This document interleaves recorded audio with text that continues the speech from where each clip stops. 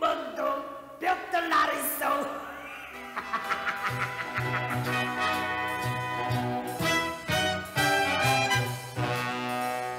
정치유 3등이라 발세를 마오. 깜깜한 쥐구멍도 볕들 날 있어. 인기라 돌고 돌아 있다가 없는 것. 앞으로 어찌 될지 누가 알겠소. 부정한 정치자들 뉴스 엎드려서.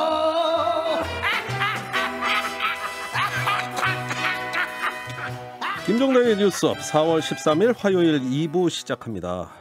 청취자 댓글 좀 소개해 드릴게요. 오늘 댓글에 일본이 결국 후쿠시마 오염수 방출에 대해 가지고 안타깝고 화나고 이런 반응들 많이 올라오고 있습니다. 서주 아이스바님, 유유 일본 결국 방출하는군요 하면서 굉장히 또 아쉬움 표시해 주시고 그 외에도 많습니다. 자, 날씨 이야기를 또 올려주셨네요. 진실이님, 내일 추워진대요. 한파주의보 청취자 여러분 조심하세요. 아이고 어쩐지 좀 날씨가 덥다 했습니다. 결국은 뭐 또 이렇게 추위가 또 번갈아 가고 정신없게 합니다. 하여간 잠시 후에 일본 후쿠시마 원전소 방류 결정 소식 조금 더 자세히 다뤄보는 인터뷰 진행하겠습니다. 곧 돌아오겠습니다.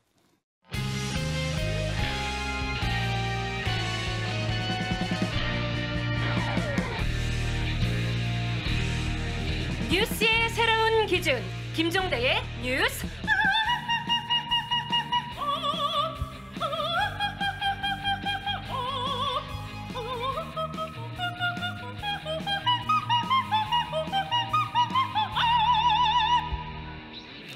앞서 일부에서 일본의 후쿠시마 원전소 방류 결정 한번 짚어봤죠. 이 문제가 얼마나 심각한 일인지 좀 자세히 좀 알아보겠습니다. 시민방사능 감시센터의 최경숙 간사 직접 스튜디오에 모셨습니다. 어서 오세요. 네, 반갑습니다. 네, 앞서 원희룡 지사 인터뷰 저희가 이거 계속 이야기를 하고 시민들 입장에서도 뭐 무섭다 이런 반응들도 소개해드렸거든요.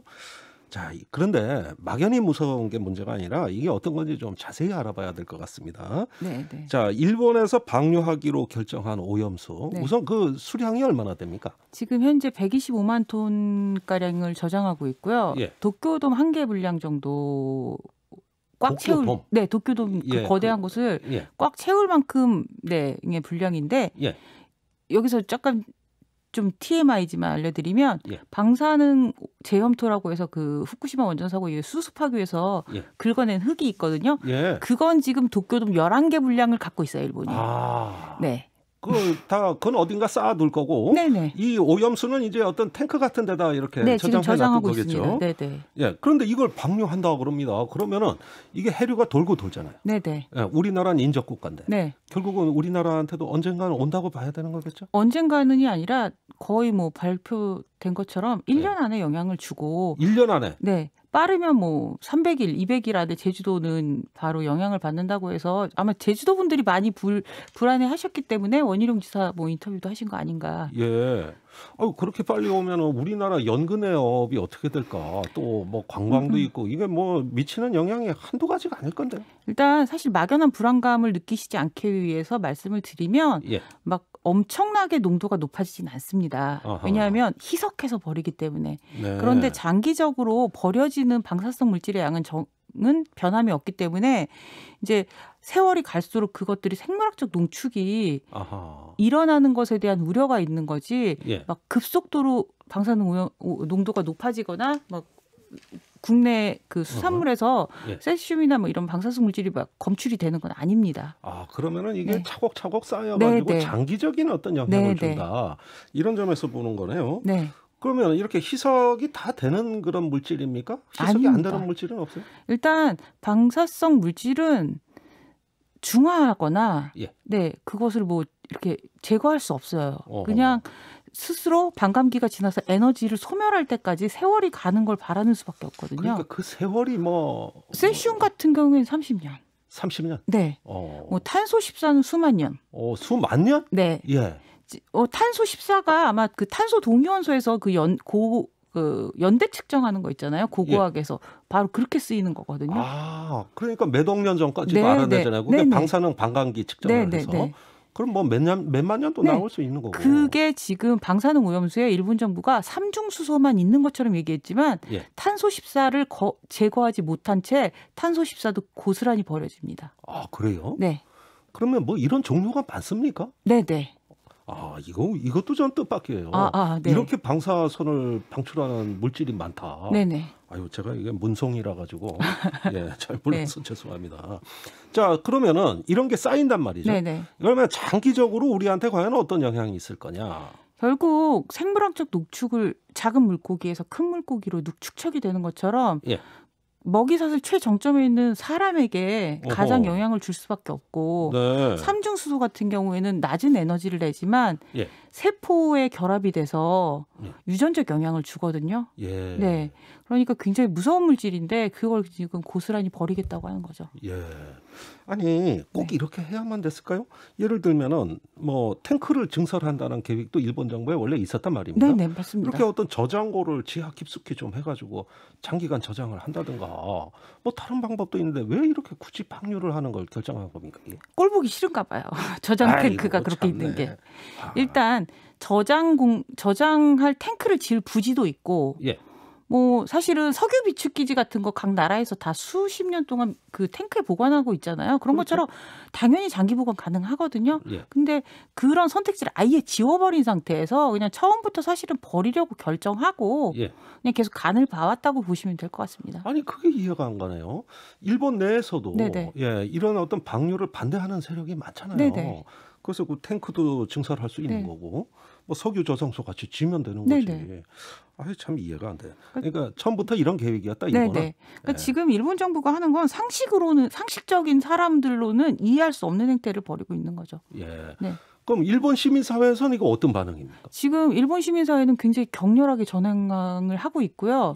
이번에 후쿠시마 10년을 추념하면서 한일 공동 캠페인을 했거든요. 그렇게 해서 24개국 311개 단체가 모여서 88개 국가에서 시민들이 이렇게 서명 운동을 한 걸 어제 이제 경제 산업성에 전달을 했어요. 일본 시민단체가. 근데 저는 그런 걸 받아들고도 무슨 생각을 했을까 싶은데 어제 받고 바로 오늘 새벽에 이제 아침에 결정을 했으니까 방금 결정. 전격적으로? 네네. 그러니까 눈 감고 귀 닫고 있는 거죠. 눈 감고 귀 닫고. 아니 일본이 뭐 가끔 독단적인 행태를 할 때가 있지만 설마 이 정도인가 하는 느낌이 들 정도로 좀 갑작스러워요. 사실 많이 놀라셨죠? 네네. 저는 도쿄 올림픽 관련해서도 지금 어려움을 겪고 있기 때문에 사실 이렇게 갑작스럽게 결정할 줄 몰랐고 주변 여론도 너무 안 좋고 자국 내 여론도 안 좋기 때문에 이렇게 글쎄, 그 올림픽 이후에나 결정하던 거지. 자, 그런데 정보 공개도 제대로 안 된다는 얘기가 있습니다. 어느 시기에 어느 정도 오염된 농도의 물을 어느 정도 방류할 것이냐, 어느 정도 시간을 갖고 할 거냐 이런 부분들 아직 알려져 있지가 않아요. 아니 왜 그러면은 방류한다 그러면 이런 것들을 이렇게 비공개로 처리하는 겁니까?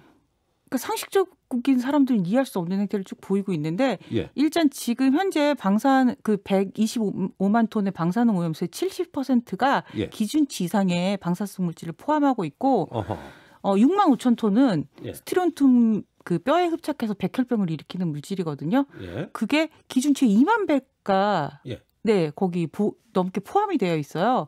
그럼 그런 것들을 2차 정화해서 버리겠다는 건데 그 2차 정화했을 때 얼마만큼 줄어들며 농도가 얼마만큼 줄어들며 뭐 이런 연구 결과가 있어야 되는데 그런 것도 없고 그냥 무조건 물에 희석해서 뭐 기준치 이하로 버리겠다라는 주장만 계속 되풀이하고 있어요. 아니 그게 나중에 엄청난 갈등을 증폭시켜가지고 사실 또 불필요한 공포를 또 유발시키는 이런 어떤 요인도 될 건데 참 걱정이네요. 그런데요 오늘 IAEA 사무총장 국제 원자력 기구죠.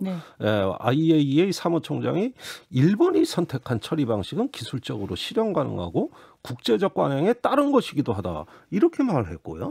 또 미국도 일본의 결정을 존중한다 그래놓고 아니 왜 이러는 겁니까? 이게 우리가 보기엔 영 아닌 것 같은데. 일단 IAEA는 원래 그런 곳입니다.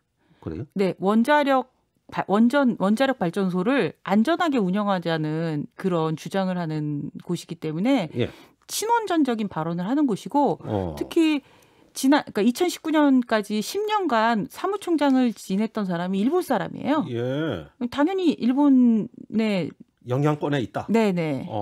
그래서 사실 정부에서 IAEA와 함께 뭐 공동 검증하겠다고 했을 때 예. 그거 위험한 발언이다. 필패할 수밖에 없다. 제가 그렇게 주장을 했었거든요. 그 국제 관행이라는 이야기에 대해서는 어떻게 생각하세요? 이렇게 방류하는 게. 그러니까 할 말이 없는 거죠. 일단 원전이라는 그러니까 희석해서 버리는 당시에는 일단 기준 지하니까 그것만 보고 안전하다고 지금 하는 거고 뭐든지 관행이라고 해버리면 할 말이 없어지게 만드는 거거든요. 관행이 아니라 과학이 필요한데. 그렇죠. 네. 이거 좀 이해가 안 됩니다. 거기에다 미국 정부의 또 그런 태도는 어떻게 보세요? 뭐 이거는 제 개인적인 생각이지만 아베 정권에서는 옥수수를 사왔잖아요. 뭐 스가 정권은 뭘 사오려나 보죠, 뭐. 네. 거래다. 네, 저는 그렇게 봅니다. 예, 중국도 반발하고 있잖아요. 네네. 예, 뭐 대만 같은 나라는 이상하게 잘 입장을 모르겠고, 뭐 주변국이 조금씩 달라요. 네, 지금 현재 일단 오염수 방류에 대해서 예민하게 반응하는 나라는 중국, 대만, 뭐 우리나라 인접국일 수밖에 없고요. 이 인접국들이 후쿠시마현의 농축수산물 수입 금지를 같이 하고 있고 공동 대응을 했는데 약간. 저는 일본이 참 로비를 꼼꼼하게 한다. 이번 미국도 그렇고 IAEA도 그렇고 그런 걸 느끼는데 대만은 약간 지금 현재 좀 위험한 상태라고 저는 보거든요. 그래요? 파인애플을 사주거든요. 일본에서? 네. 그러니까 대만의 파인애플을? 지금 문제가 되고 있는 그 파인애플이요. 그러면서 이렇게 거래가 네네. 그럴 쪽은 지금 사실은 그런 위험성도 있고. 이게 방사능 오염수가 버려지는 것이 환경을 오염시키는 일이고 인류에게 굉장히 커다란 재앙을 불러일으키는 일인데 그걸 그렇게만 보는 게 아니라 다들 정치적인 거나 경제적인 이유로만 보니까 이게 해결이 참 어려운 것 같습니다. 네. 그 청취자 질문이 들어왔어요. 강동균님, 오염수 방류되면 우리가 해수욕장에서 수영하는 것 위험한가요? 아까 말씀드린 것처럼 그렇게 급속도로 농도가 높아지거나 하진 않습니다. 바다가 생각보다 넓습니다. 네. 알겠어요. 네. 자, 박순용 님도 질문을 해 주셨는데 그 앞에 일부 인터뷰에서 원희룡 도지사가 이렇게 수중 방류하는 것보다는 공기 중에 증발시키는 게 더 안전하고 낫다. 이런 말씀하셨는데 거기에 대한 의견은요? 일본 정부가 그 오염수 처리를 위해서 한 5가지 방법을 제시했었어요. 뭐 지하 매설, 고형화해서 묻는 방법, 뭐 그 중에 하나가 이제 그 대기중 증발인데, 절대 해서는 안 되는 일인데 왜 그런 말씀하셨는지 모르겠습니다. 아마 잘 모르셨나 봐요. 생각이 있으셨겠죠.